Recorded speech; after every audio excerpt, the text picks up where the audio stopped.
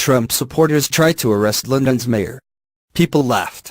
An anti-Islamic nationalist wheeled a homemade gallows into central London, led a group of men into a conference hall and attempted to arrest the city's first Muslim mayor as he gave a speech on Saturday. The group failed, and was eventually escorted out by the same police officers they had asked to apprehend Mayor Sadiq Khan. They still managed to delay the speech for 15 minutes as they accused Khan of treachery, tyranny and disrespecting President Donald Trump. Trump, who once sought to ban Muslims from U.S. shores and called Khan pathetic after a terrorist attack in London last year, earlier this week abruptly cancelled plans to visit the city. Khan was one of many Britons who welcomed the news, claiming Trump had been scared off by threats of mass protests. The mayor was scheduled to give a speech at a left-leaning think tank, the Fabian Society, on Saturday. In the mayor's own words, it was about how we cannot allow a populist, anti-feminist narrative to take hold in Britain. But as Khan prepared to give his address, a man named Davy Russell and about half a dozen others towed a wooden frame with a noose onto a street outside the auditorium. They had decorated it with the emblem of a white dragon, and written on the top, "Take Back Control." Russell told reporters outside the conference that his group was called the Pendragons. But an ITV reporter, among others, identified him as a leading member of the English Defence League, a well-known far-right organisation. Russell also hosts an anti-Islamic radio show, which Kent Online reported was raided by police several years ago. On Saturday, Russell told reporters that he believed he had the law on his side. He accused Khan of cooperating with terrorists and placing himself above the law, and said the mayor had no right to criticize Trump. He should keep his nose out of state affairs and look out for what's going on in London, Russell said. Carrying a piece of paper on which he had outlined the mayor's alleged crimes, Russell walked with his Pendragons to the front of the auditorium and began to live stream. Khan took the microphone and managed to say, "Thank you," before a man in a trench coat approached the table and interrupted his speech.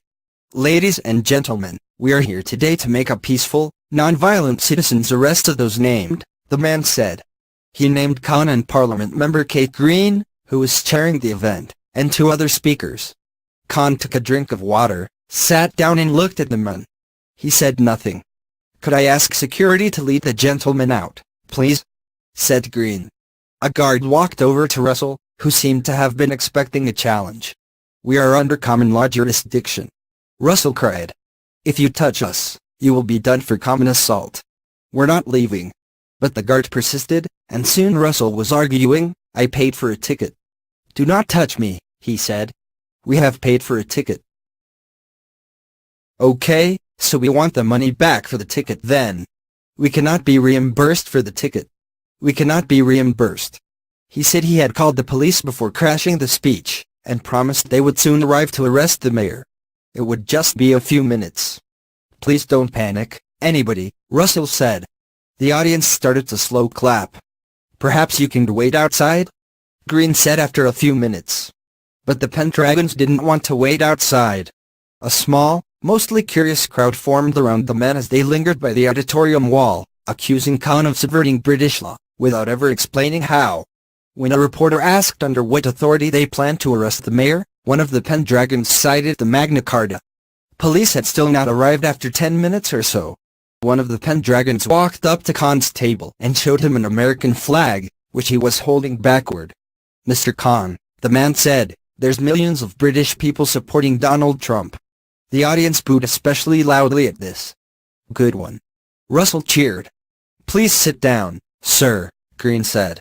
So the man walked back to Russell, holding his flag up to the news cameras, still holding it the wrong way. Green eventually began to lose patience with the man. "I am not having you dictate the way this meeting is conducted," she said. Eventually, Sky News reported, Khan began to read the newspaper.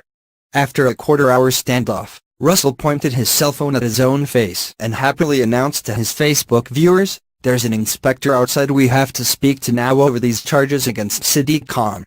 But when the constable walked into the room, he simply told Russell, "You'll have to leave now." Russell handed the officer a sheet of paper outlining his complaints. One of them cited the Coronation Oath Act of 1688. The officer looked at it. "We are going to investigate," he promised, not entirely convincingly.